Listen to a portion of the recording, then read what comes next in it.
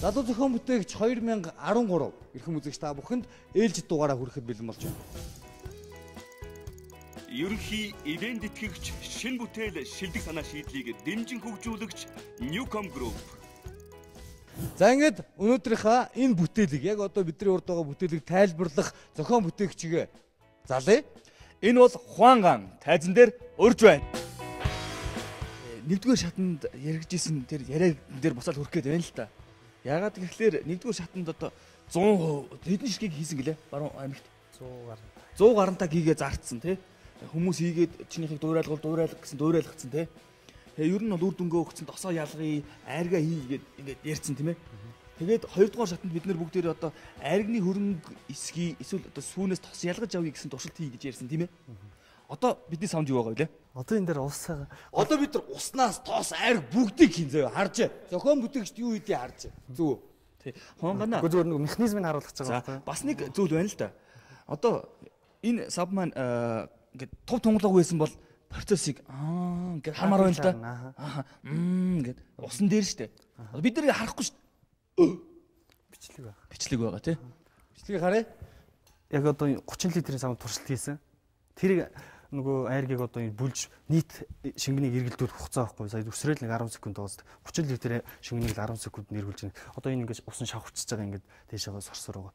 Тэгээ бүлөх тэгээ бас энэ нөгөө нэг одоо самрах механизм давхар ажиллаж байна гэсэн үг. Яагаад самрах механизм гэдээ ярьж байна вэ гэвэл баруун аймагуд болох төр тийм олноор гүү байхгүй. Айргаа болох төр нэг байвал 2 байвал 2-оор нь саагаад ерөөсөө айргаа эсгээд уудаг.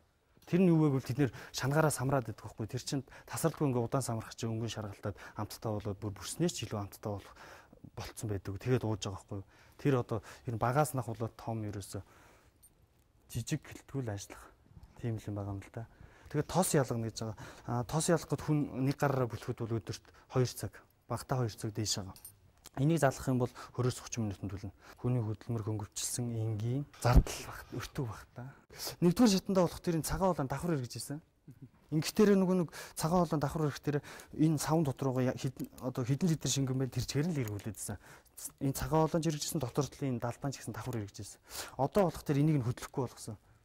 Энийг хөдлөхгүй болох тэр зөвхөн дотор тал нь байгаа энэ далбаан доторх байгаа шингэнд эргэлнэ. Одоо энийг би 20 литрч бай 100 литрч бай адилхан мотор нь жигд ачаал ирнэ. Энэ хоолой дотор байгаа шингэнд л эргэлдээд ингээд цацаад байна гэсэн үг. Тэгээд мотор нэг халдын хугацааг нь уртсгаж байгаа юм. Моторын нөгөө туршилт хийж үтсэн л дээ. Энүүгээр тэгээд нөгөө энүүгээр давхар өгтөр энэ бол нэг 20 секунд орчим одоо 20 минут орчим илүү хугацаанд одоо нөгөө халахаар тэрийг нь тэгээд хөргөөхийн тулд энэ нөгөө термостатаа бас ашиглах гээд гол нөгөө нэг биен дээр айргаа бүлж үзүүлэхгүй учраас тэгээд термостатаа байрлуулаагүй. Тэгэхээр туршиж үтсэн. Тэгээд ийм л аялуулаа үзүүлчихлээ юу нэ. Тэгээд за ажлыг. Хонос. Ингээл одоо саний шиг ирч нөгөө нэг бүх шингэнийг эргэлдүүлэх хугацаа нь айгүй богино байгаа байхгүй. Сая тэнд харсан те 30 литр савыг дүүргээл соруудах чинь 10 секунд үргэлжлүүлж чинь 60 юм уу 100 ч өсрөөл нэг 45 секунд нийт эргэлдүүлээл. Тэгээд энэ одоо ямар ч том савнд ачаалан жигд моторд бол нөлөөлөх нийслэн гэж үзэж байгаа. Ягаад гэвэл хоолойныхаа хэмжээгээр шингэн орж ирээд тэгээд энэ самрах механизм дахар ажиллаж байгаа. Одоо залуу зохион бүтээгчийн нэвтрүүлгээр байнга яригадад үзэгчд мэддэг болсон нэг зүйл бол одоо жигд эргэлттэй байхад бол айрыг бүлэгдэхгүй. Зохилд өгчиж майчийг ханд савж тэрнээс гадна түрүүний миний асуудаг асуулт чи нүг бүлж явах чи агаартай ингэж эсэлтнгээд байгаа шүү дээ. Тэгээд миний асуусанд одоо энэ дотор бол 30 литр хийчих юм бол яг ингээд усаа цацаад байгаа шиг энэ дээгүүр холилдохгүй шүү дээ. Тэр чинь голд нь агаарг болчих юм ч зүгээр ингээд эргээд шүү дээ. Тэгэхээр энэ одоо хүчин чадлыг асуух гэдэг байхгүй би 20 литрийг хийж л эргэлдэн шүү дээ. Тэг голдон зайгаар мэдгүй 29 ч юм уу 30 таа биш баг. Одоо энэ 60 литрийг 40 литр эргэлж байгаа. Тий 40 литрийг хийн тий. Миний асуултанд бас хариулсангүй. Түрүү чи нөгөө зохилт өгөх чинь одоо хаана өгөөд байгаа вэ гэдэг чинь бас их сонирм байна тий. За эн чи одоо шүүгчдийг амрааж их юм ойлаа. Шүүгчтэй ажлыг хийгээд одоо жоохон тайвшраад шүүгчд рүү шилжиж тийм ээ. Одоо энэ чинь Гэтэ ер нь нэгдүгээр шатанд яг ийм л өссөн шүү дээ. Тэгээ хоёрдугаар шатан дээр нэх нэмсэн юм алга. Тэгээ адгийн наазахын зүгээр дунд нэг конопи гээд ядаж ингээ асаачих хэрэгтэй шүү дээ. Унтраалга. Тий унтраалга хийгээл. Одоо миний хувьд бол яг дүгнээд байна вөхлөр ерөөсө бүтээлч хөгжиж байгаа юм ерөөс алга.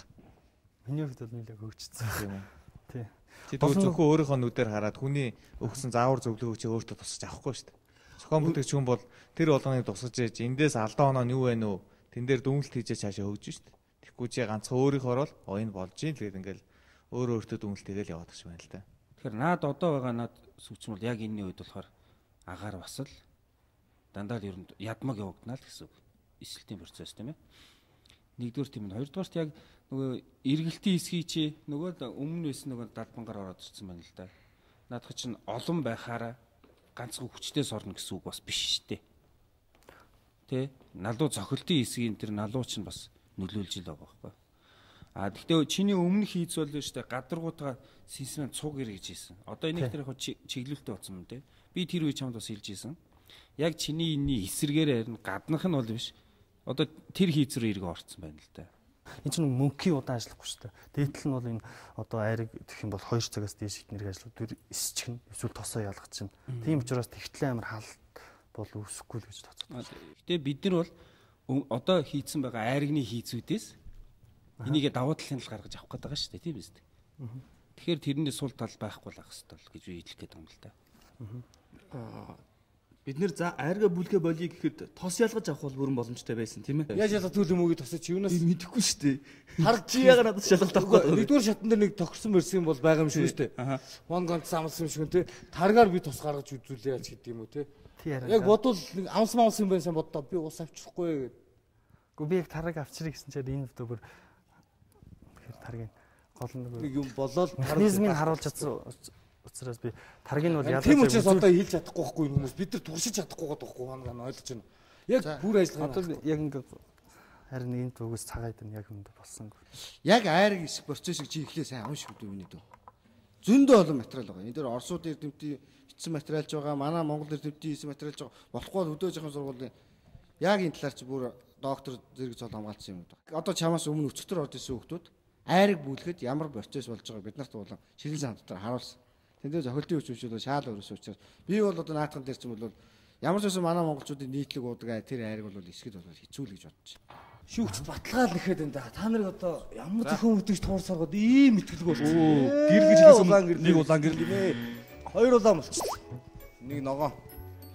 Харамсалтай байна. Хонгоо. Ямар харамсалтай юм бэ?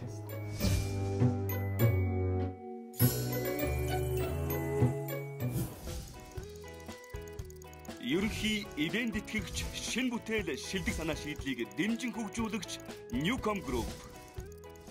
Одоо бид зохион бүтээгчтэйгээ танилцсан. Хин гэдэг зохион бүтээгч ямар бүтээлтэй ирсэн бэ? За энэ бол манай Улаанбаатар хотын бас л тулгымцсан асуудлуудын нэгтэй холбоотой санаа бүтээл. Ингээд зохион бүтээгч Батмөнхийг тайзан дээр урьж байна. За Батмөнхөө 2 дугаар шатны өдийг хүртэл их төвчээр, их хөдөлмөр за бас тэмцээнд оролцоход нэлээдгүй төвчээ гаргаж байгаа бах тийм ээ. За ингээд бүтээлийн танилцуулалт орох уу? Энэ нөтх туршилтаас гаргаж авсан нөтх анх хор нэгдүгээр шатанд үзүүлж байхдаа яасан зураг. Тэгээд би туршилтаар энийг гаргаж авснараа шууд төхөөрөмжөө хийх санаандаа ороод тэгээд энэ явцын зургнуудыг гаргацсан байгаа. Энэ болонгууд гидрүртэн маань тэгээд одоо энэ болонгууд дээд хавтан маань харагдаж байна. Энд 40 диаметртэй дунд хавтан маань харагдаж байна. Энэ доод хавтан дээр энэ бортгоо дунд хавтан дээр нэг санж суулгаж өгч хийсэн байгаа. Нутаг нүрс маань доош унахгүй бол тэгээд энэ таг болж өгж байгаа. Тэгээд шахсны дараа буцаагаад хэвлэн нүрсээ дээш нь гаргах зорилттойгоор хийсэн байгаа. За Батмөнхөө тайзан дээр урьж байна. Тэгэхээр чиний бүтээл санаа бол яа харахгүй бүрэн шаталттай. За бүрэн шатах 100-нд за түүнээс гадна бас одоо гал асаахад бүх зүйлд хэрэгтэй болж таарж байна тийм ээ. Тэгэхээр бүтээлийн дуусаагүй гол шалтгаан хүндрэл бэрхшээл нь юунд вэ? Хөрөн мөнгө дээр бас нэлээдгүй бас асуудал гарсан. Аргагүй энэ бол одоо залуу зохион бүтээгчид тулгардаг хамгийн номер 1 хүндрэл бэрхшээл хамгийн хэцүү зүйл. Хийц нэг ширхэх юм баг юм чам. Машин яг зөв бүтээгдэхүүн байна уу? Авчираагүй. Тэрийг авчихгүй бол бидний шамаг сая гэхдээ бүтээл ерөнхийдөө дуусаад 20% дутуугаа эд мөрийн баримтыг дэлгэцээр үзлээ шүү дээ. Диаметрийн томсгоод ер нь яг хэвэндээ байгаа. Найрлага нь адилхан юм. Найрлага нь бол хэвэндээ байгаа. Тэгээд тэрэн дээр гал дэмжлэгтэй материал бол юм. Хэмжээ нь ер нь ямар хөө хэдэн килограммаар бол одоо яг бол килограммаар борж үзүү 40 диаметртэй. Зузаан яг шахсны дараа бол 1 см ирээтэй болно. Аа. Тэгээд одоо шил цагт хэдэн килограмч гэдэг юм одоо минутанд 4 удаа шахахаар цаацчаа. Тэгээд одоо нэг гар удирдлагатай хийж байгаа шүү дээ. Тэгээд энийг нэг шахалтыг нь хугацааг тодорхойлоод тэгээд бүрэн автомат болох байхгүй юу? ингэж тайлбарлах хэрэгтэй байна л да. Одоо яг шахалтууд шийдэг хятадуудын аппарат байгаас бас яг ингэж шахдаг тий. Тэр нь ямар юутэй сул талтай юу яд юм бэ? Чинийх ямар юм тэгээд өөрийнхөө одоо яг ямар юм хийстэл тэрийг тайлбарлахгүй бол наа чи одоо бас хэцүү л байна л да бид нар. Тэд нар хятадын тэр юунуудыг судалж үзсэн. Тэгээд тэд нар болонгууд яг юм гидр шахуургаар биш даралт сул тэгээд нөт барьцлуулагч материал үнэтэй материал ашигладаг юм байна. Миний болонгууд барьцлуулагч материал ашиглахгүй шууд шахтахаар шууд хүчин тий. Өөр хит өндөр нэгттэй шахах гэдэг юм ба шүү дээ. Тэгээд тэрэнд бол баг зэргийн парфинаар найдлага оруулаад. Гэхдээ ямар ч юм видео бичлэгийг харж байхад надад яг зүгээр яг механик хийс талаас харахад бол яг саяны иймэрхүү хийзүүдийн нэг хамгийн хүндрэл бол наривчлалын асуудлууд заавал гарч ирнэ л дээ. Олон нүх байна гэдэг чинь тэгээд даралгаар орж байгаа шүү дээ. Яг тэр бүгд жигд сууж орж байгаа шүү дээ. Тэрийгээ сайхан тохируулсан байхад ер нь бол асуудал болж байна. Харин одоо тохируулчаад одоо гидр холболттой. Гидр холболтой хол гидр чинь бас өөрөө тохируулга өндөртэй л та. Хазгай дарах марах гэдэг. Тэгээд урсалтынхаа юу даралтаа гаргаж авч чадж байгаа асуудал болчихно л дээ. Гидр дээр бол би гайг байх гэж бодож байна. Өөрөө ч гэсэн чи гидр талын мэргэжлийн гидр авч байгаа л та.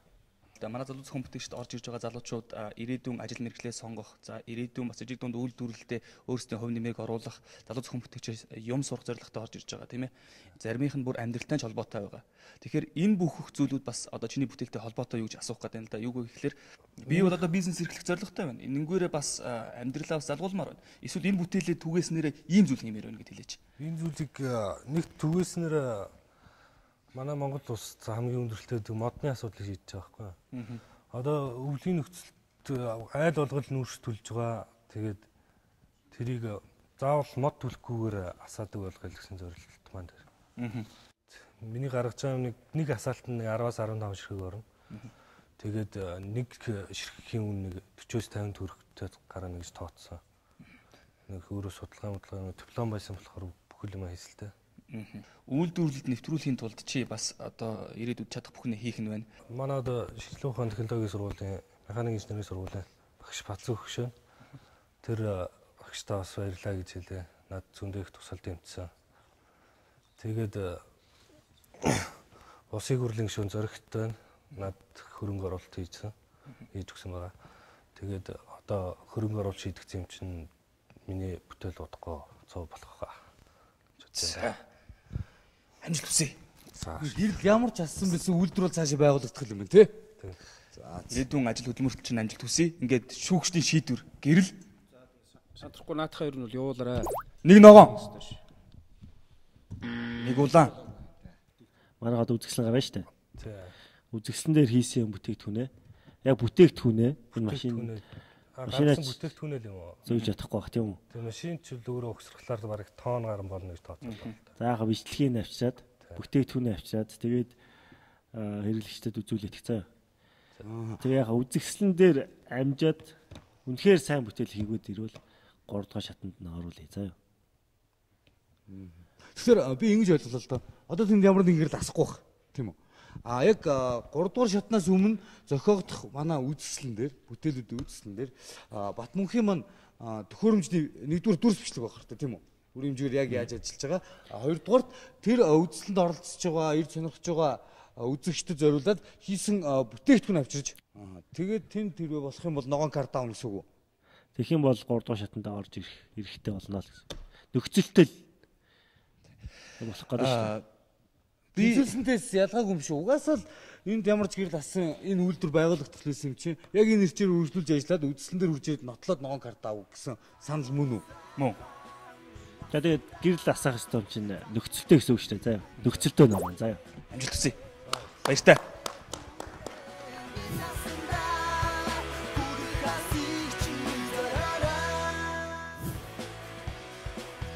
Бүтээгч залуусыг дэмжигч, үндэсний шилдэг үйлдвэрлэгч Монгол Базальт компани.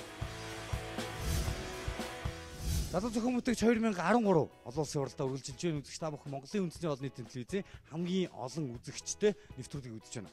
Тэгэхээр 2 дугаар шатанд бүтээлүүд маань хүрэлцэн ирж байна. Зарим дутуу тэгэл өдрөх нь бүдрээл те давхан даваал 2 дугаар шатанд чиний хамгийн их хүлээж исэн ирээсэ гэж мөрөдсөн тийм бүтээлүүд юу вэ?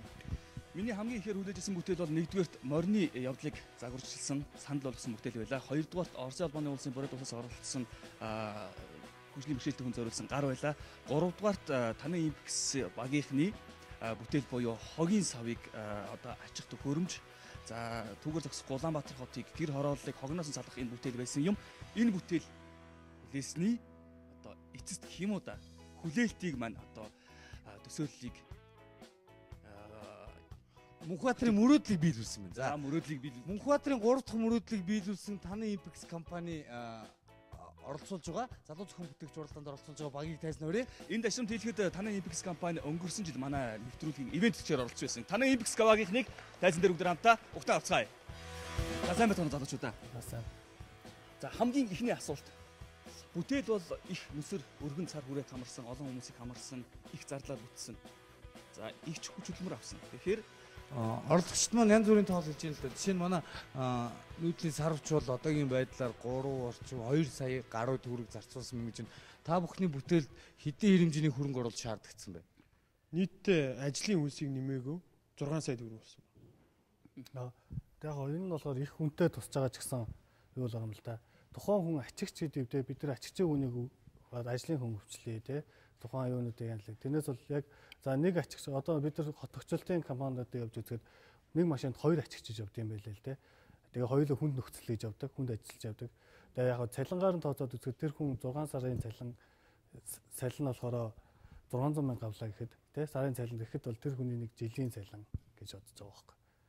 яг одоо цэнгэрлэгцээр биднийг 30 мянган айл үзэн суугаа зөвхөн Улаанбаатар хотын хувьд за Монгол орны 408 зохистой үзэж суугаа бүх хүмүүст хандаж хэлэхэд за цэнгэрлэгцээр үзэж байгаа Батүл дарга за түүнээс гадна бас Улаанбаатар хотынхаа төлөө үргэлж санаа зовж явдаг монголчуудаа ер нь энэ хогийг ачихад ямар нэгэн бэрхшээл амсаад байгаа бүх хүмүүст хандж хэлэх хэрэгтэй байна л да. За тийм байх. За бас хотогчултынхаа дэлгэцэндээ ойртон суугаараа за Монгол улсын хөгжилд бас үнэтэй хувь нэмэр оруулах бүтээлийг та бүхэнд танилцуулах гэж байна. За ингээд бүтээлд орох уу. Сая л туршилтын бичлэгэн дээр бол одоо ингэж агч. Ягаад ийм тал намтаа пош хийсэн бэ гэхээр эхний ээлжинд яг пошко ингээд зүгээр нөгөө өөртөн дээрээ байсан нөгөө пошко хийгээд зүгээр энийг ягаад зориулж байгаа нөгөө хотогшилд гудмаар явж байгаа цас цэвэрлэгээ мэвлээ тиймэрхүү үйлчлэгэнд бэлэн байгаа маш хогнуудыг бэлэн хүздээд ихэд зориулдаг байгаа. Тэгж хийсэн. Тэгээ одоо энийг өсөндөө бас нэг өөр нэгэн заавал почтоо гэхгүй шуудаатаа эсвэл өөр овоолцсон хог могийг шууд энэ сав руу шүрдэл хүздээд хийхэд бүрэн хийх тийм өөрөлтөөр юм сав байсан. Тэгээ яг энэ почт маань өөрөө амаа дали тарьсан болохоор бийгүй ах үднээс нь нэмэлт бэхэлгээ болгож энэ доор нь гэж бүслүүд хийж өгсөн. Тэгээ яг энэ савыг юунд ашиглах вэ гэхээр зөв нэмэлт ачаа явцдаг. Янз бүрийн нөгөө шороо бутархай шороо янз бүрийн тийм савгүй юмнуудыг ачхтаа зүйл энэ саваа билэн ашиглахаар бодоод байгаа юм л да. Бүтээл ажиллахад дуу чимээ хэр их байх вэ? Дуу чимээний хувьд бол ер нь бол өөрөө техник үсээс тодорхой хэмжээний металлын дуу бол байгаа л да. Гэтэ харьцангуй тийм өсвөр хөдөлгөөр ажиллах өсвөр дуу биш. Зүгээр нөгөө төмөр гадгуугаар явж байгаа учраас тийм төмрийн нөгөө хоорондох үрэлтийн дуу бол байгаа. Төмөр дүрлэлт тэрнээс тоос өргөч нэг үү гэдэг тийм дуу байхгүй. За түнд тоосорч ууслаа амар шүү тий. Амар. Бидний харсан бүр том тоосорч бүр амар дуурн тий. Баларсан шүү бүр. Гайхамшигтай болсон доо. За ийш тосоор залууч та. Ийм л юм болсон юм да. Нэг ажиглагдсан зүйл бол харсан шүүгчнэр маань бүгд хэлээдсэн тий. Нөгөө тойл хаагаад ах шиг байсан. Тий. Яг жолоочийн талын. Дараагийнх нь миний өөрөө ажиглаж ирснээс бол тэр яг доотлын түвш нь бол яг бензиний түвшнээс доошоо гарцсан байгаа шүү дээ тий. Тэр туулах чадварт нөлөөлөхгүй эсвэл нэг юм овон таван гарвал нөгөөтг чинь цогцчхуул гимтэйч мэрч юм шиг ингэж харагдаад байсан. Тэрийг ядаж банкны түвшинд байж байгаа гарын доошоо буух хэрэгтэй болов гэж бодогдож исэн. Дараагийнх нь тэр нөгөө хавчиж байгаа гар байгаа шүү дээ. Тэр ямар нэгэн хязгаарлагч юм уу эсвэл нэг бүтэн байх юм уу яах юм. Нөгөө 200-ийн бошг чинь дандаа нэг стандартын ачихгүй гэж л тооцдог гэж хийсэн байх л та зүгээр. Химэх базаад байвал сүйдээ нөгөө чинь бадсаар байгаа л тийм ээ барих гэж бадсаар байгаа л савын нэвдээ дуусах юм шиг надад санагдсан. Сүүлд нь дээр нь ачаа гаргахлаар Энэ яг уу зүгээр л нөгөө самсан бол буюу өөрөө буулгагчдад зориулсан ачигч бол байгаад байгаа шүү дээ тийм ээ.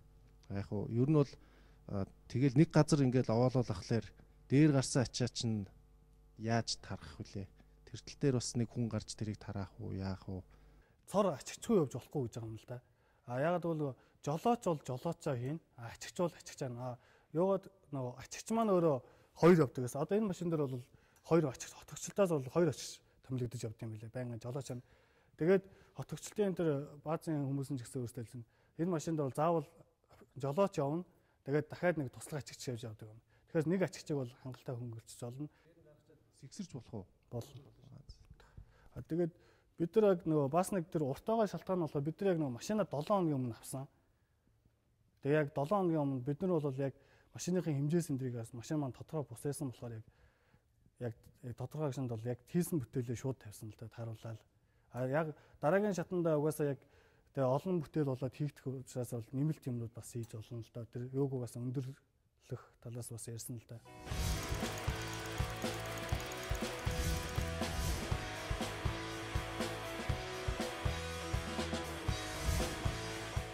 Үнэхээр бас нүсэр юу л дээ бүтээл. Гэхдээ бүтээл хөгжлийн явцсан дээр би бол очиж ирсэн. Тэнд би бол хэд хэдэн зөвлөгөөнүүд өгсөн байгаа тийм ээ. Тэр дээр анханасаа л ер нь бол энэ базалтын ийм асуудал гарна шүү. Айсвал энэ базалтын тэр хязгаарыг мэдэрдэг мэдрэгчтэй тэр хүчийг мэдэрдэг мэдрэгчийн асуудал байх байх шүү гэж ер нь бол хэлсэн л дээ. Тэгээ өнөөдөр ч гэсэн удирдлагын дээр бас тэр юмнууд бол харагдаж байна. Ямарсан та нар өөрсдийнхөө бодсноор ямарсан хийгээд ингэсэн юм. Яг одоо цаашаа хэрэглэгчдэр очиход энэ юуны бүтээлийг өөрөө өртөг гэж юм бодож шүү дээ. Энийг тодорхой хязгаараас хитэрчих юм бол яг л хэрэглээ байхгүй болчихно. Тэрэндээ захирагдаад ирэх магадгүй бид нар заавал хоёр зүгэн боош гэхгүй те. Та нар энэ төхөөрөмжийн хажуугаар хогийн хийдэг тэр савыг нь өөрсдөө те. Яг танаа төхөөрөмжөнд тохирсон аль болохоор ашиг дүүлийн коэффициент өндөртэй байхаар одоо овор хэмжээч гэдэг юм уу те. Тэр савыг яагаад давхар хийгээд байршуулах цэгүүд нь тавьчих болохгүй гэж тийм ээ. Хуванцар савыг бол өргөн штэ хогийн савыг тийм ээ. Тэрийг бол ямар нэгэн асуудалтайгаар одоо уучлаар болохгүй үстэй. Яг гоо нөгөө нэг машин дээр ажиллах хүн маань мэдээч тодорхой хэмжээнд дадлах шиш тэглээд нь тийм үү? Машинтайгаа харьцаж сурна тий. Тэрэнд 3 фош хүүг нэрд сур гээд. Тэр нэг сав байж та тий. Савынхаа юуг ингээд гадрууг нь үзэж байгаа зузаан уу ингэн үү. Тэр өнгөрөө ирчакаараа тааруулж өгөх хэрэгтэй. Тэгэхээр ер нь бол би бол ингэж бодож байна. Энэ бүтээл угаасаа хэрэгтэй. Хэрэглээ шаардлага нь байгаад байгаа учраас аль болохоор энийг хэрэглээнд дэвтрүүлэхийг хүсэж байна. Тэгээ эргүүлээ ашиглалтын талаас харахад өөрийнхөө өртөгтэй тохирсон хэмжээний байхгүй болохгүй байх гэж бодож байна. Тэр болгоныг шингээж бүтээлээ хөгжүүлэхийг хүсэж байна. Бүтээлийн нийт чинь одоо машины хажуу талаас ингэ зүүцсэн байгаа шүү дээ. Жигэн зүзөөг. Одоо нөгөө талаас ингэ харж ахлаар тэр бүтээл чинь ингэ тулаад ингэ татчих байгаа тий. Дигналдсан ба тий. Тэгээ ингэ татаад инглэр чинь нөгөө нэг тал нь болохоор нөгөө сонсомолыг үзний дээдлээс бэхлэгч байгаа тий. Тэн дээрээс ингэ 200 кг-аар татаад байхад ер нь гүйцэв нөлөөлөх тийм байх. Тэрийг анхаарахгүй бол бас сонсомолыг үзний чинь нэг талаас татаад байх юм бол төмөр нь ингээ хазааж магадгүй байх тий. А нөгөө талаас нөгөө одоо хогны сав янз янз байх уу яаж бацах уу гэл ингээд яриад штий. Гэтэ ер нь бол зүгээр стандарт хийчихвэл зүгээр хөө. Манай Монгол шиг тэгэл үнд бүх юм тохирдог универсалын мехо зовж яхаар хогны сав ч стандарт тий. Айл болгон чогоо хийдэг байх юм бол тэр чинь бацгаж тэр хүн ажиллаж гэсэн их эвтэйхэн болно штий. Тэгэхээр хотынхан ч гэсэн өөрсдөө тэн дээр цааш анхаарах байлгүй тий. Ачигч маань өөрөө юу баг. Одоо төхөөрөмж маань ажиллахдаа доороос өөрөө данхраад нэмэлт байдлаар хийгээд байгаа. Одоо нэг кран ч өөрөө зөөрийн кранууд ч өргөтөө өөр төр данхраатай байдаг шүү дээ. Тэр краныг бас яг краныг хөл байрлуулж өгөх санаа. Тэгэхээр бас яг хэд хүнд ачаа хажаад байх юм бол угаасаа твшээ гулзаалах угаасаа магадaltaй байгаа л да. Тэг яг бид нар бол анх яг ярьжсэнаараа хийгээд яг одоо бол бид нар яг нэг амьдрал дээр гарч ирэл тэр манд туршигдаж үзэл тийм алдаанууд гарч ирээд байгаа. Тэгээ тэрнээс бол анх яг төсөөлөхдөө бид нар бүтээлээ хийхдээ бол угаасаа л яг зөвөр ингээд өргөөл болчих واخ гэсэн чинь яг тэр машин маань өөрөө бас ном нь муутай өөрөө күүзэн муутай болохоор нэмэлт юмнууд одоо угаасаа хийх дараагийн шатанд гарч ирж байгаа л да. Тэрийг л явсаар усулд машиныг олчих үү дээ заяа. Нүүн төхөөрөмжн дээр дахиад хогны машин нэмж хийх хэрэг. Уг машин чи өөрөө яг хэдэн тонны даацтай лээ тийм ээ. Тэрэнд нь тааруулаад машин чи өөрөө бүр зүлхийхгүй дэргээ тэр твши чинь тэрийг бүр нөөцтэй хийсэн байгаа шүү дээ. Өөдөө газар яваад явах уу, уруугаа явуул явах уу гэд. Тийм ээ. Тэрэнд нь тохируудад хийсэн юм дээр биднээс өөрсдөө тэр хий юм дээр толгоо гашлахад 4-5 тонны дааж байгаа твшин дээр 200 кг авч зоочоод тэгээд өөрсдөө ингэ толгоогоо эргэлдүүлээд Ямар шаардлага байна үүсгэх шаардлага байхгүй шүү. Тэгсээр бол эцсийн дүнд үүсгэх хэрэгтэй л дээ. Ер нь бол үүсгэх хэрэгтэй тийм ээ. За ингээд цог завсан шүүгч. Энэ шүүгчнэрээ хэлж байгаа нь бүгдөө та нарт одоо санаа оноо л хэлэх гэж байгаа шүү тийм. Энийг хамаагүй одоо биднээс хийснийг эсэргүүцээд байна гэдэг ах юм байхгүй. Сайн ажилдаа тусгаж аваа тэгээд цаашаа явах хэрэгтэй тийм. Тэгээ миний нэг ажилласан юмнууд сая гараар ингээ удирдах хахад ачааг зөөж байгаач тэр ингээд барьж байгаа хомсч тэр хамгийн эцсийн бол ихний байрлалуудаа мэдрэхгүй байх шиг юм тий. Тэгэхээр тэн дээр төгсгөлийн зүгээр мэдрэгчүүд тавиад өгөхгүй механик мэдрэгчүүд дээш хамгийн дээдэлд очлоо доотлолт очлоо. Тэгэхгүй зүгээр хүн харж байгаа зогсоож байгаа юм шиг тий. Тэгээд гидер мэдрэг чинь тэгж байгаа эвдчих үү тий. Яг нь тэднийг хэрэгтэй болвол хэрэгтэй газар нь тавиад цаашаа нэмэд яваарай л гэж хэлж байгаа. Тэгээд ерөнхийдөө энэ хажуу талдаа ачдаг машинуудын нэлээд хэдэн загваруудыг би бас харлаа. Тэн дээр санаа авахар юмнууд маш их олон гарч ирж байна. Зарим машинууд бол яг твшин дээрээ биш, рам дээрээ тавьчаад юм уу, яг гол дээрээ гүзүүнийхээ урдаас ч юм уу тий. Тэгж хийцүү зөндөө байна. Тэгээд тэднийг сайн хараарай. Одоо та нар твшнээс нь зүгтсэн байна шүү дээ. Тэгээд тэн дээр санаа авах юмнууд байна. Хийцүүд дээр бас хүмүүжлэх юмнууд бас зөндөө биш юм дөө. Тэрийг цаашдаа анхаарна гэж. Би өөрчлөөр тэгээ миний сүүлийн үг болохоор ер нь би нэг 200 гон пошкноос татгалзуулах гээд байгаа шүү танаа бүтээлийг. Санаа нэг би өөрөө 200 гон пошкноос хог асгаж үтсэн хүн л дээ. Ер нь бол ийм цилиндр савнаас юм гарахаар нэг дор гаргах энэ хоорон чинь огцон хөдлөхөд вакуум өсгүй шууд энэ дээр нь гацна. Яг зүгээр нундаг үнс мүсийг асгахд бол болно даа. Яг ерөнхий хог ахын хог гэдгээр юм тэр чинь тагтарсаад савнаас салахтаа бас хүндрэлтэй байдаг байхгүй. Магадгүй энэ дэр чинь нэмэлт юмнуудыг ирээд төхөөрөмжөнд чинь эвдэх юмнууд үүсэх байх. Тийм учраас түрүүний хэлээд байгаа нь ер нь бол энэ хогны асуудлыг нэгэн л хүндэтсэн юм чинь тийм ээ. Энийг нь ерөнхийдөө тэр хогны асуудал шийдэх газартаа хамтарч байгаа тэр савтаа шийдээд өгчвөл ер нь бол хамгийн боломжтой байгаа. Тэгэхгүй бол хит нөгөө одоо байгаа савнуудад нь тохируулж хийх гээд ирэхээр энэ төхөөрөмж чинь л үнэн өсөд байгаа гэж би бодоод байна л да. Тэгэхээр энэ зүйлүүдийг бас харгалзаараа гэж хүсье. Одоо дараасан шүүгч. За тэгээ та нар өөрсдөө ч хэлчихлээ дөө. Энэ бол таны анхны бодож байсан хувилбар 7 хоногийн өмнө дууссан байна. 7 хоногийн хугацаанд ягаад туршил бол баг хийгдэг вэ штэ. Тэгэхээр цаашид бол угаасаа сайжраад явах бах. 3 дахь шат гэхээр нэлээд өөр болно. Нөгөө талаас бол нэг аавштай юм данарт бас хот тогшилт үгийнхэн туслаад хамтарч ажиллаад байгаа юм байна те. Тэгэхээр эн чинь бол та нарын бол нэг давуу тал. Өөрөөр хэлбэл өөр хэрэглэгч байхгүй штэ. Тэгэхээр хэрэглэгч тал чинь данарт хамтар нэгдэг бол давуу тал. Цааш нь сайн хөгжүүл заяа. За ингээд шүүгчдийн гэрэл ногоо. За нэгдүгээр шатанд 3 ногоо ассан, хоёрдугаар шатанд 3 ногоо аснаа муузаа сурах үедээ. За төгсгөлцөөг үгэж. Хогийн саунд хийе. Ингээд болох чи дээ. Ээж өлөө.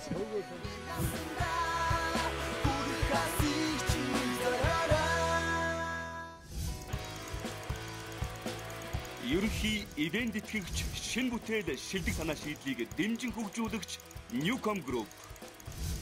Бүтээгч залуусыг дэмжигч, үндэсний шилдэг үйлдвэрлэгч Монгол Базальт компани. Залуу зохион бүтээгчдийн аяллаа хөтөж New Jolchin Tour компани. Санаагаараа жигүрлээ